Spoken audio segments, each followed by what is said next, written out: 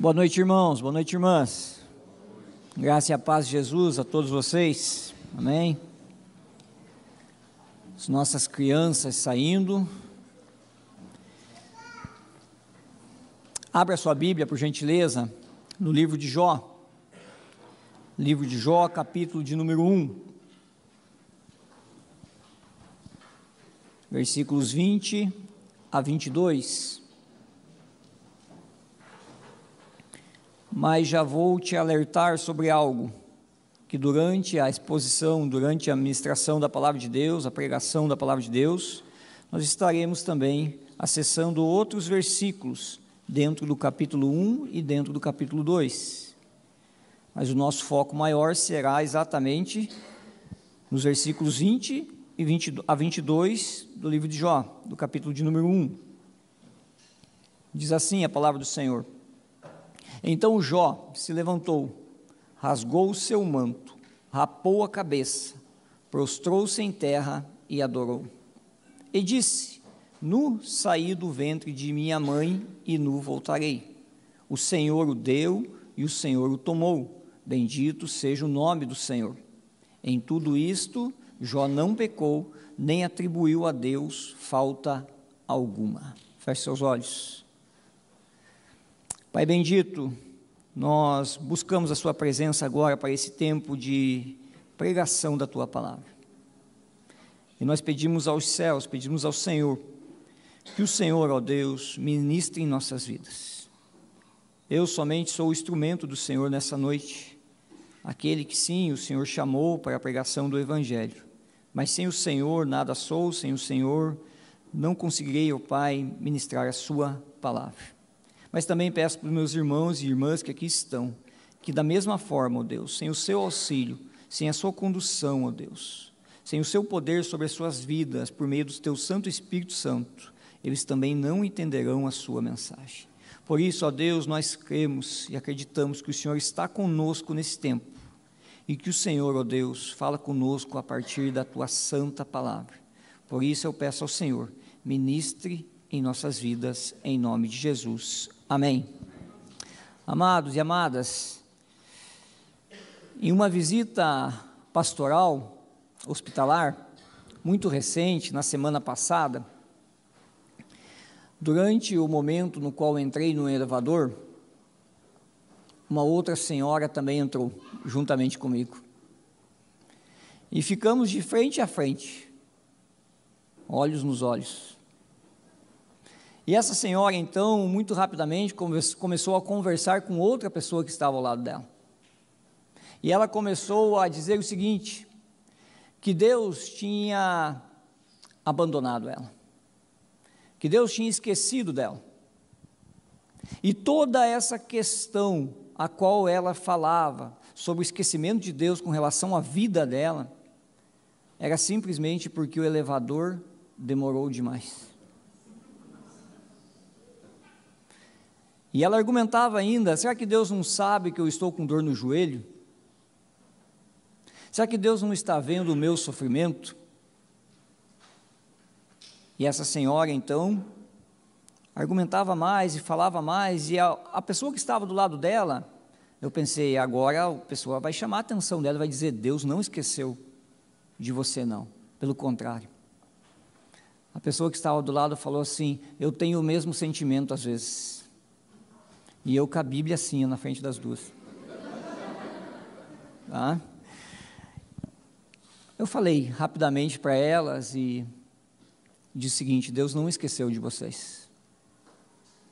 Deus conhece o sofrimento de cada um de nós. E Deus sabe da intensidade até mesmo, e muito mais do que nós sabemos. Mas o que me assusta, na realidade, ao contar essa história que vivenciei, é a capacidade humana das pessoas dizerem que Deus esqueceu-se delas simplesmente porque demorou o elevador. E eu fiquei refletindo sobre isso, fiquei pensando sobre isso, que realmente é isso que tem permeado o pensamento da nossa cultura, e tem permeado também o pensamento de muitos que se dizem discípulos de Jesus. que diante de pequenas coisas, diante de situações menores, por mais que sejam, alguns ainda dizem que Deus esqueceu-se delas. Por quê? Porque nós passamos a medir o amor de Deus pelos nossos sentimentos e circunstâncias. Se as circunstâncias estão boas, é porque Deus está presente, não é mesmo? Se as circunstâncias não estão assim tão boas em nosso favor, nós dizemos que Deus esqueceu-se de nós. Mas isso revela tão somente que o pensamento e o coração dessas pessoas estão equivocados. Circunstâncias, situações não querem dizer nada com relação ao amor de Deus. Nós cantamos isso hoje.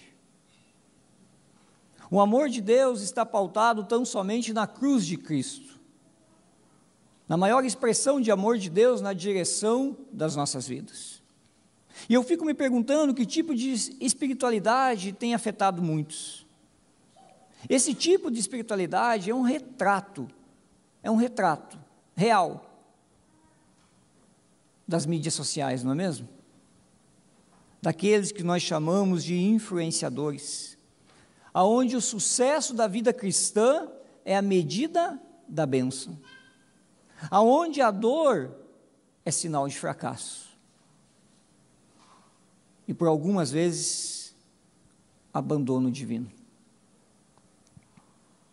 Byung-Chul Han é um escritor coreano, e no seu livro Sociedade do Cansaço, ele vai dizer o seguinte: a sociedade da negatividade dá lugar a uma sociedade dominada por um excesso de positividade. A cultura da felicidade, da realização pessoal, leva as pessoas a ignorarem ou rejeitarem o sofrimento, a dor e o fracasso. Falar sobre limites ou dificuldades é muitas vezes mal visto, porque contraria o imperativo de positividade. Esta é a realidade. Uma cultura positivista, baseada nas circunstâncias boas. Agora, se tem poucas coisas tão certas na vida, é que eu e você, se ainda não passamos, passaremos por algum tipo de dificuldade, não é mesmo? Por algum tipo de sofrimento, seja intenso ou não seja tão intenso assim, seja num período curto ou seja num período prolongado, mas se tem uma coisa certa na vida, é o sofrimento. E não poderia ser diferente quando nós lembramos que o nosso mundo, e agora mundo relacionado à questão espiritual, ele foi desequilibrado pelo pecado. E aí então nós passamos a sentir o sofrimento. Agora, também, nós não gostamos nem de ouvir, nem de falar, e muito menos de lidar com o sofrimento. E muitas vezes, por não querer ouvir, não querer falar sobre isso, nós não sabemos lidar com o sofrimento, quando o dia mal chega. E as notícias ruins batem à porta. Tragédias, em algum momento, podem surgir. Fatalidades desagradáveis podem ocorrer. E nos tira daquela questão onde nós pensamos que o mundo é estruturado, é belo, é formidável, é maravilhoso e sublime, marcado pela ausência de coisas ruins. Isso é mentira. Por mais difícil que seja ouvir isso, e falar isso a vocês também, o nosso mundo é desequilibrado. E eu falo isso aos irmãos e às irmãs nessa noite porque a realidade do sofrimento, ela é presente no ministério pastoral. Não só no quesito que nós pastores sofremos, mas é porque nós também vemos, participamos do sofrimento do povo de Deus. Estou muito próximo de chegar aos meus 10 anos de ministério pastoral, como pastor ordenado. E quantas coisas ruins vivenciei. Quantas situações, queridos e queridas, passaram por esse tempo. Estou falando de algo que realmente faz parte do ministério pastoral. Não é algo fantasioso, nem algo para chamar a sua atenção, mas isso é verdade, isso é realidade. O sofrimento existe. Ele é real. E Jó é um homem que sofreu. E a Bíblia escancara o sofrimento de Jó. O sofrimento é a intensidade do livro de Jó. É algo que marca o livro de Jó. Não se tem como ler Jó sem pensar no sofrimento. Não tem como olhar, sim, para a grandeza de Deus em todo esse contexto, mas sem também olhar para o sofrimento de Jó. Agora, o livro de Jó também é alvo de muitas interpretações erradas. E duas dessas somente. Uma, a direção do triunfalismo. Muitos leem Jó, olham para o livro de Jó e reduz as narrativas de Jó tão somente a uma questão de um enredo, de uma história, aonde você perde e depois é recompensado. Isso faz parte da teologia da prosperidade. Aonde em algum momento você perde, você sofre, mas no outro momento você ganha, e ganha em dobro. Interpretação equivocada. Mas eu fico perguntando, diante do contexto de Jó, diante das perdas dele, como podemos resolver a equação que o triunfalismo nos coloca, nos propõe, sobre a perda de filhos? Será que se resolve isso?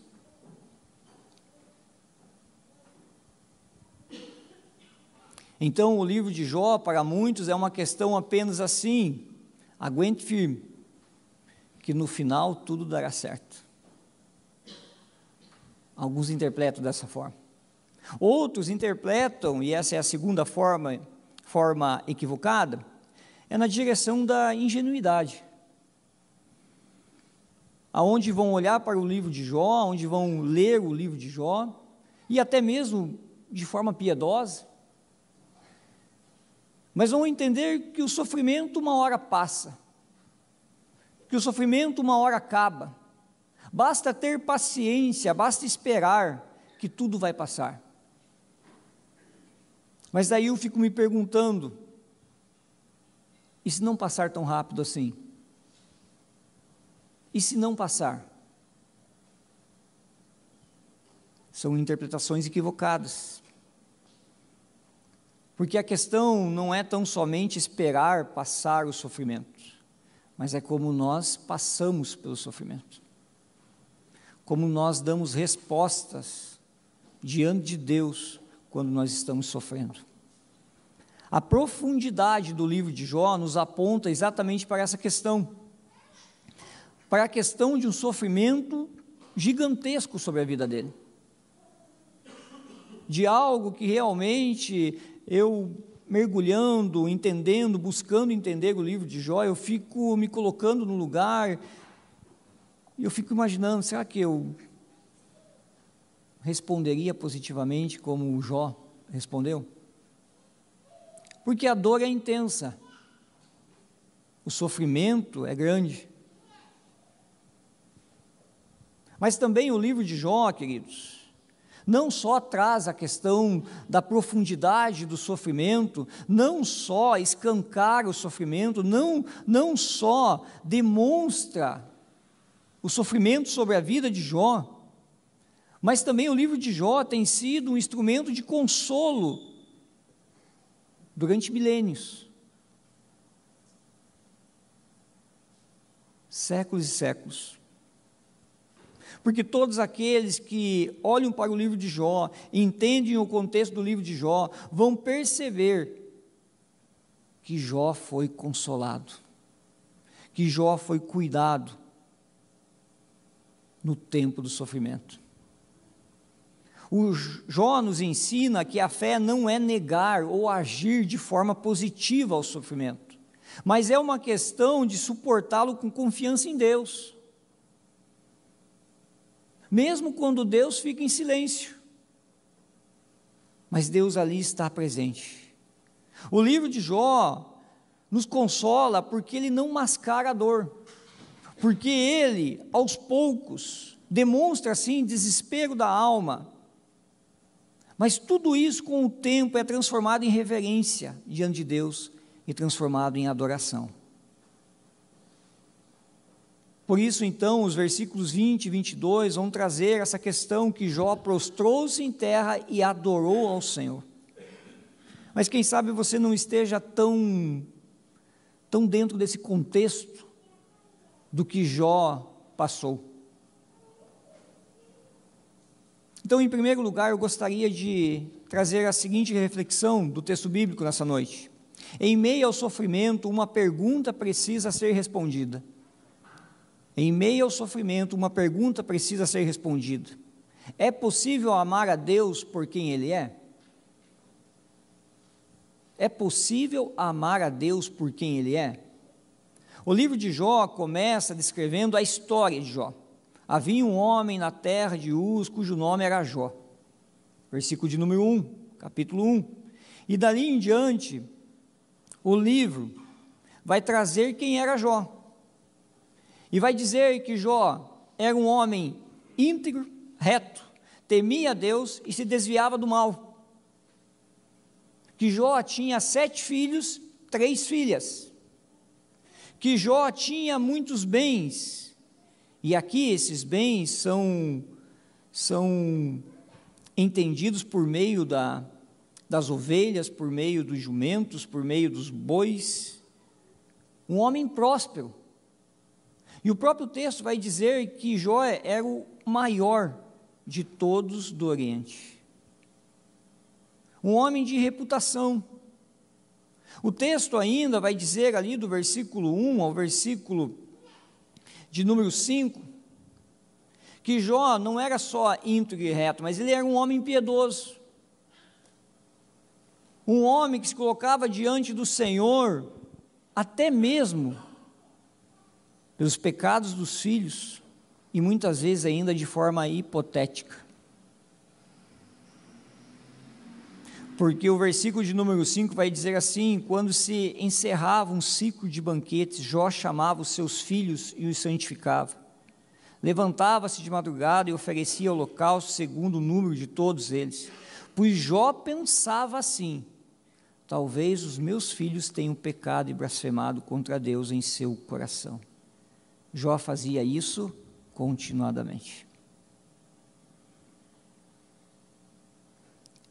Essa é a descrição de Jó. Um homem próspero, na área dos bens, na área da família, na área da piedade, na vida. Mas 2 diálogos acontecem na eternidade. E isso nós vamos ver do versículo 6 ao versículo de número 12, mas eu só quero chamar a sua atenção. Porque primeiramente se abre esse diálogo onde Deus, ao reunir os filhos de Deus, assim dizendo aos seres celestes, vieram apresentar-se diante do Senhor, veio também Satanás entre eles. Então o Senhor perguntou a Satanás: de onde você vem? Satanás respondeu ao Senhor: de rodear a terra e passear por ela. E o Senhor disse a Satanás: você reparou no meu servo Jó? Não há ninguém como ele na terra. Ele é um homem íntegro e reto, que teme a Deus e se desvia do mal. Então Satanás respondeu ao Senhor: será que é sem motivo que Jó teme a Deus? E eu te pergunto, é possível amar a Deus por quem Ele é tão somente? É possível viver com Deus sem as suas bênçãos? É possível? Essa é a pergunta. Porque em seguida, Deus sim permite que Satanás tocasse nos bens e na família de Jó. E do versículo 13 ao 19, ali nós temos a descrição de todas as suas perdas. Seus bois e seus jumentos foram roubados, seus servos foram mortos, suas ovelhas foram queimadas, seus camelos foram roubados, seus filhos e filhas morrem. E eu te pergunto novamente, é possível amar a Deus num contexto desse? É possível dar uma resposta positiva de um coração genuíno, sincero, de um coração transformado diante de Deus, diante das perdas?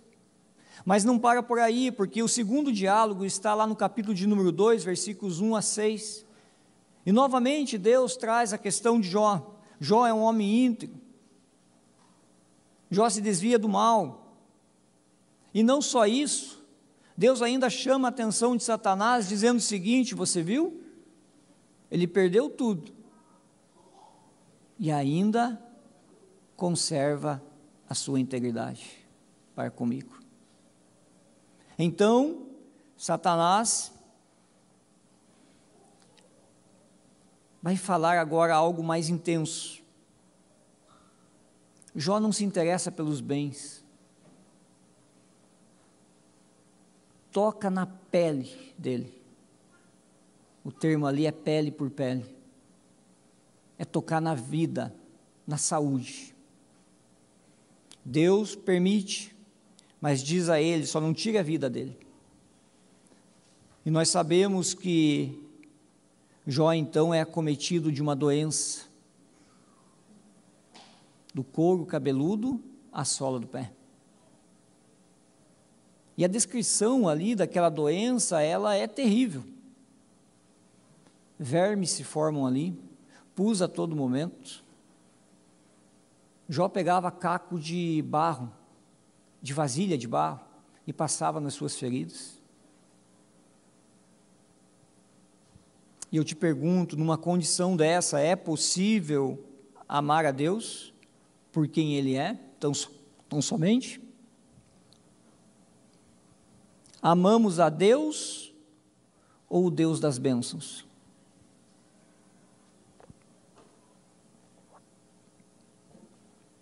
Satanás aqui está dizendo, querido, o seguinte, que ele ama as bênçãos e o seu bem-estar, que Jó ama os bens que ele tem, que Jó ama a sua família, tudo que ele possui, ele ama a sua saúde que ele vivencia. Ele não te ama. Satanás está dizendo assim: Jó não te ama, tire dele e você perceberá que ele não te ama. A partir de uma ideia, de uma relação utilitarista, consumidora, uma fé de troca, moralista. Tim Keller, no seu livro Andando com Deus em Meio à Dor e ao Sofrimento, ele vai dizer o seguinte sobre uma fé moralista. Ele vai dizer que aqueles que tratam o sofrimento simplesmente numa atividade de uma fé moralista, vão pensar assim: preciso ir mais à igreja, preciso orar mais, preciso fazer boas ações, preciso ler mais a Bíblia, preciso servir em algum ministério. E todos esses procedimentos, em sua essência, não estão errados, porque isso também é a vontade de Deus para a nossa vida. O detalhe são as intenções, o problema é a motivação do coração. O problema é quando nós nos colocamos e desenvolvemos essas práticas espirituais tão somente com base na troca, eu faço e Deus me abençoa. eu faço e Deus cuida de mim. Parece até algo que realmente propõe uma barganha para Deus. Eu te sigo, mas o Senhor me enche de bênçãos. Eu volto a te perguntar, é possível servir a Deus por quem Ele é? Essa é a pergunta. E ela deve ser respondida na individualidade. Ela não deve ser respondida na coletividade. É algo que tem que ser respondido pelo seu coração, pela sua alma diante do Senhor. É possível servir a Deus por quem Ele é? Jó nos dá uma resposta. Porque diante de toda essa situação trágica, desesperadora, difícil, o texto vai dizer que Jó se levantou, rasgou o seu manto, rapou a cabeça, e não há problema nenhum de se colocar diante de Deus e falar que você está desesperado, porque o sinal de rasgar e o sinal de raspar a cabeça é um sinal que a desgraça estava sobre a vida. Essa é a ideia. Mas o texto vai continuar dizendo o seguinte, que Jó prostrou-se em terra e adorou. Sim, ele ficou numa situação totalmente desconfortável, mas ele prostrou-se em terra e adorou. Mas não somente isso, ainda tem dois detalhes, que vai dizer ainda em dois momentos, que Jó não pecou. Não pecou. A segunda questão que eu gostaria de trazer aos irmãos e às irmãs, em meio ao sofrimento, uma convicção nos renova. Deus está no controle da nossa história. Essa primeira pergunta é possível amar a Deus por quem Ele é? E o texto bíblico e todo o contexto do livro de Jó vai nos mostrar que é possível amar a Deus e não amar as suas bênçãos tão somente. A segunda questão é olhar para uma convicção que renova o seu coração. A convicção de que Deus está no controle da sua história. Agora chamo a sua atenção novamente para os dois diálogos entre Deus e Satanás. Versículo de número 12 do capítulo 1, então o Senhor disse a Satanás, você pode fazer o que quiser com tudo que ele tem, só não estenda a mão contra ele. Agora capítulo 2, versículo 5, então o Senhor disse a Satanás, você pode fazer com ele o que quiser, mas poupe-lhe a vida. O texto mostra que nada do que aconteceu com Jó escapou ao controle do soberano Deus.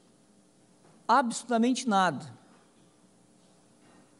Tudo que aconteceu com Jó foi debaixo da soberania, foi debaixo do controle, foi debaixo da atenção de Deus na direção da vida de Jó.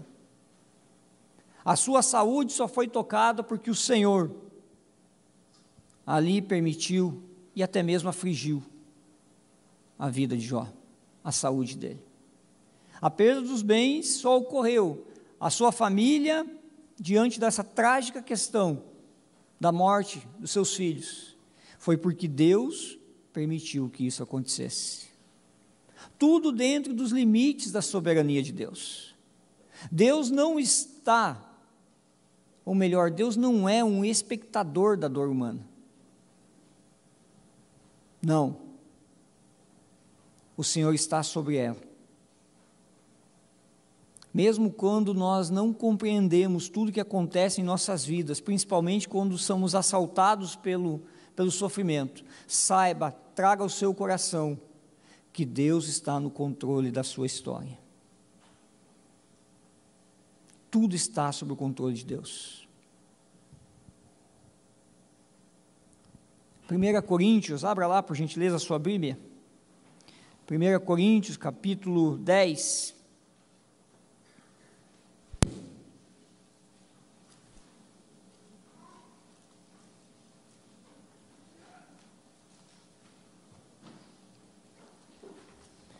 Primeira Coríntios, capítulo 10, versículo 13 somente.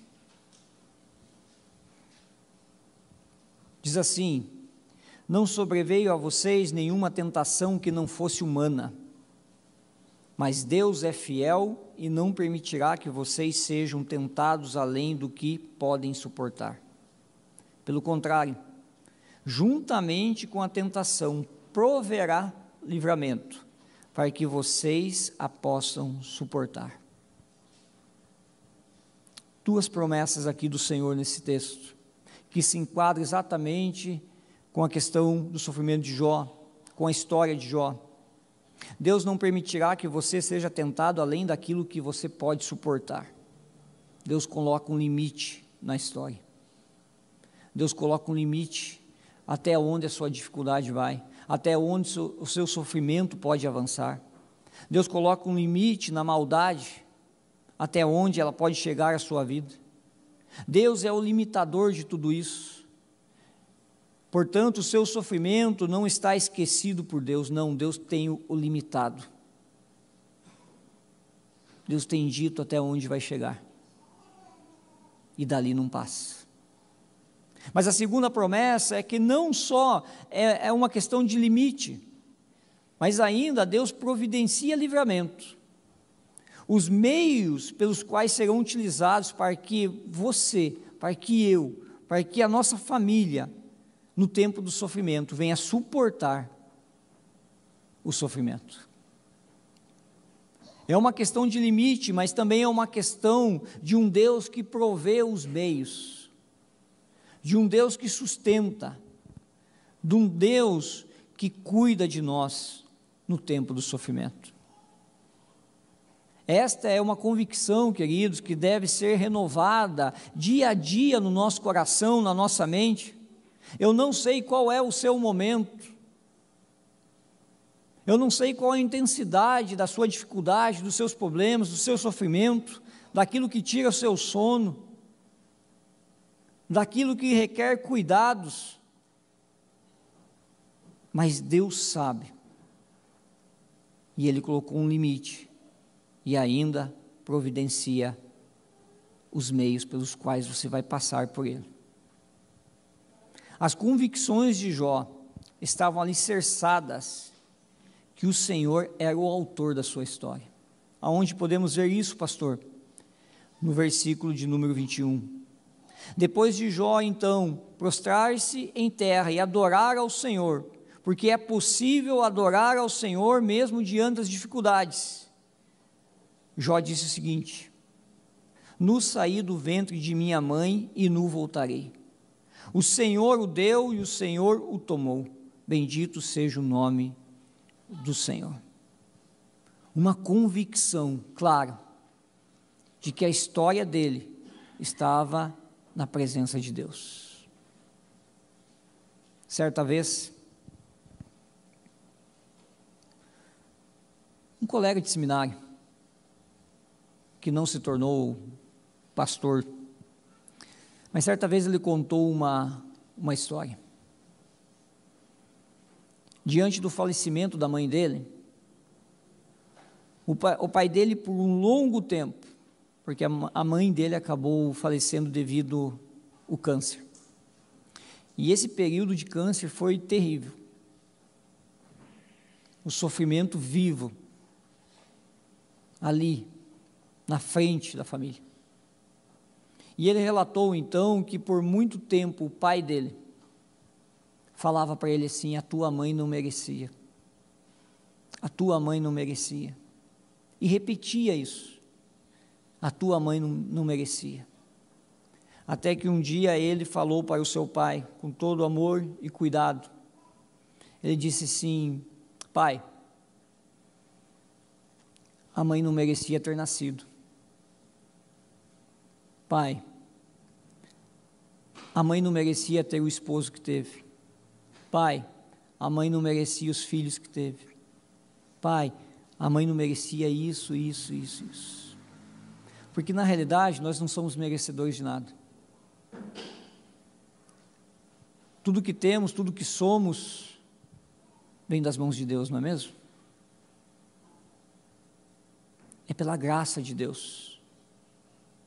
É pela convicção de que quem está escrevendo a nossa história é Deus. É Deus. Mais uma última aplicação. Em meio ao sofrimento, uma postura é requerida. Um testemunho que desmoraliza Satanás. O sofrimento de Jó não é apenas uma aprovação pessoal que se desenrola na esfera terrena. Não é um sofrimento que estão debaixo dos olhares humanos, os quais nós podemos até mesmo contemplar na vida de outros, ou até mesmo perceber nas nossas vidas. Enquanto Jó enfrenta a dor na terra, uma realidade invisível se desenrola nos céus. Sim, uma realidade dos diálogos, de um confronto espiritual. Não é só contra o caráter de Jó que Satanás está aqui insinuando, acusando. O caráter de Jó aqui é uma questão secundária, pois toda vez que nós somos alvos de insinuações e acusações de Satanás, em primeiro lugar, é o caráter de Deus que está sendo colocado em xeque. Portanto, irmãos, o desafio aqui não era tão somente contra Jó. O desafio aqui do acusador é contra o próprio caráter de Deus, contra a autenticidade da fé, contra a eficácia da graça, contra o poder transformador de Cristo, contra a obra redentora que o Senhor realizou em prol dos seus filhos. Satanás aqui está dizendo: o ser humano é incapaz de amar de forma desinteressada. O ser humano é incapaz de glorificar a Deus no tempo em que sofre. O ser humano, ele não consegue encontrar na graça a suficiência para a sua vida e para ser sustentado no tempo das dificuldades. E mais, o ser humano, por não alcançar um coração diante de Deus, no qual se sustenta pela graça de Deus, ele não é diferente do mundo. Ele não é diferente do mundo. Seria isso mesmo? Essa é a nossa realidade? Diante do sofrimento, a nossa postura, o nosso testemunho, traz credibilidade à fé cristã? Traz credibilidade a Deus? Traz credibilidade à verdade, ao Evangelho? Ou não traz credibilidade? Diante do sofrimento, a nossa postura dá testemunho de uma igreja que foi alcançada realmente por Deus, de pessoas que fazem parte de um grupo, de uma coletividade, a qual entende sim que Deus deve ser glorificado no tempo do sofrimento.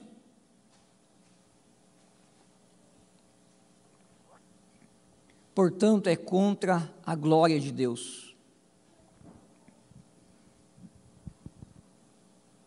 O diabo, ao desafiar Deus, ele está dizendo o seguinte, que no tempo do desemprego, nós não conseguimos glorificar a Deus. Que no tempo das dificuldades familiares, nós não conseguimos glorificar a Deus. Que no tempo da dor, no tempo do diagnóstico desfavorável, nós não conseguimos glorificar a Deus. Seria isso verdade? Não. Porque eu te chamo a atenção agora para o texto novamente, porque no versículo 8 do capítulo de número 1, e depois no versículo 3 do capítulo 2, mas primeiramente vamos no versículo 8 do capítulo 1, qual é a informação que eu te trago? Que na realidade não foi Satanás que acusou Jó primeiramente, não foi Satanás que colocou Jó no diálogo com Deus, mas foi o próprio Deus que colocou Jó no diálogo. Foi o próprio Deus que inseriu Jó, porque diz assim o versículo 8: e o Senhor disse a Satanás: você reparou no meu servo Jó? Você reparou no meu servo Jó? Não há ninguém como ele na terra. Ele é um homem íntegro, reto, que teme a Deus e se desvia do mal. Versículo 3, capítulo 2, vai se repetir. O Senhor disse a Satanás: você reparou no meu servo Jó? Novamente, não há ninguém como ele na terra. Ele é um homem íntegro e reto, que teme a Deus e se desvia do mal. Deus espera um testemunho, uma postura do seu povo.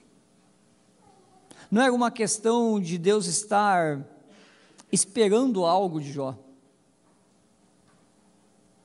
mas é uma questão onde Deus realmente reconhece que aqueles que foram salvos, achados por Ele, reconciliados por meio de Cristo, ali se tem uma postura diferente. Ali se espera uma postura diferente.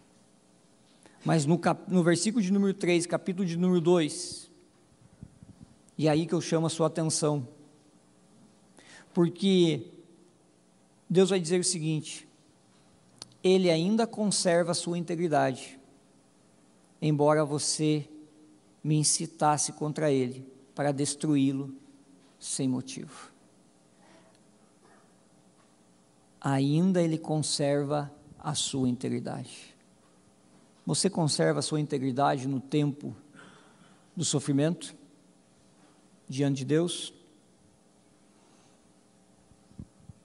Apocalipse, capítulo 12.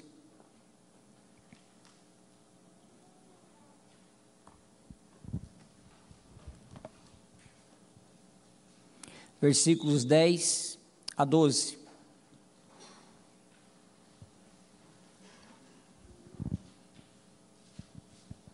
Um livro escatológico, que aponta para aquilo que virá.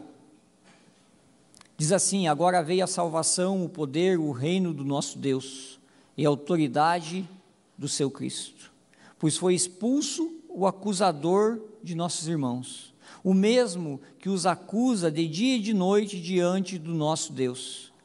Eles o venceram por causa do sangue do Cordeiro, e por causa da palavra do testemunho que deram, e mesmo diante da morte, não amaram a própria vida.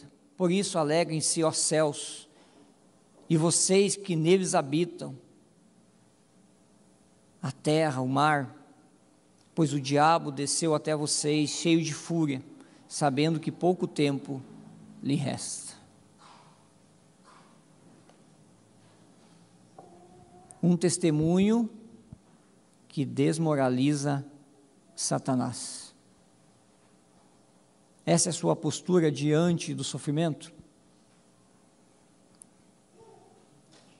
Diante das dificuldades, das adversidades? É uma resposta que precisamos dar diante de Deus, de viver confiados na obra de Cristo. Porque aqueles que vivem confiados na obra de Cristo, vivenciam sim o sofrimento na vida, mas a sua postura é de alguém que está convicto que Deus está cuidando da sua história, que Deus não o abandonou. Por isso, ao entrar num elevador, num dia de pressa, quando estiver doendo o seu joelho, lembre-se, Deus não o abandonou. Deus está contigo. Amém? Vamos colocar em pé? Vamos orar? Petrar a bênção?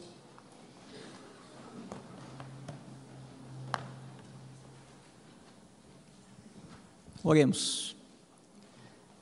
Amado e poderoso Deus, nós te agradecemos por esse tempo da sua voz, ó Deus, na direção dos nossos corações. Nós te agradecemos, ó Pai, porque o Senhor nos lembra que o Senhor é tudo o que necessitamos e nada mais. Que o Senhor é suficiente, ó Deus, para preencher as lacunas do nosso coração. Não necessitamos das coisas terrenas, ó Pai. Mas nós reconhecemos e sabemos que o Seu amor está sobre as nossas vidas. E que diante da necessidade da manutenção da vida, ó Pai, enquanto aqui, o Senhor cuida de cada detalhe. O Senhor não nos abandona. O Senhor não nos deixa de lado. O Senhor providencia todas as coisas. Por isso, ó Deus, recebe a nossa gratidão, porque muitos já foram consolados aqui no tempo da tribulação, no tempo da dificuldade, da adversidade, no tempo do sofrimento. Muitos aqui, ó Deus, já deram testemunho aos céus, ao mundo, de que o Senhor é Deus, que o Senhor é poderoso, mas principalmente que o que basta a nós é a sua graça sobre as nossas vidas. Deus, nos conduz nessa direção, Senhor, de uma convicção certa, de uma convicção centrada, de uma convicção, ó Deus, a qual o Senhor mesmo aplica na nossa mente, no nosso coração, que o Senhor é aquele que controla cada detalhe das nossas vidas e que o período de sofrimento não está fora do seu controle, muito pelo contrário, o Senhor está cuidando de tudo. Deus nos fortalece para que o nosso testemunho também seja um testemunho que desmoralize as trevas, mas que venha, ó Deus, a exaltar a luz de Cristo em nossas vidas. Faz isso conosco, Senhor, nos tira, ó Deus, da murmuração, da blasfêmia, ó Pai, no tempo do sofrimento, das palavras erradas, de um coração amargurado, mas nos impulsiona a vivermos, ó Deus, de uma forma que glorifiquemos o Teu nome em tudo. E que o mundo, ao olhar a nós, perceba, ali existe alguém que professa o nome de Cristo. E que o Teu povo, ó Deus, que sofre nas mais diversas direções, que o Seu amor alcance cada um nesse tempo, trazendo o alívio, trazendo o consolo, trazendo a paz, derramando o Seu cuidado e fortalecendo essas vidas em nome de Jesus. Amém. Recebam a bênção do Senhor e que a misericórdia de Deus, a graça transformadora de Cristo e o amor consolador, sustentador do Santo Espírito de Deus repouse sobre a sua vida, meu irmão, minha irmã, no dia de hoje, no dia de amanhã e para todos sempre. Amém. Amém.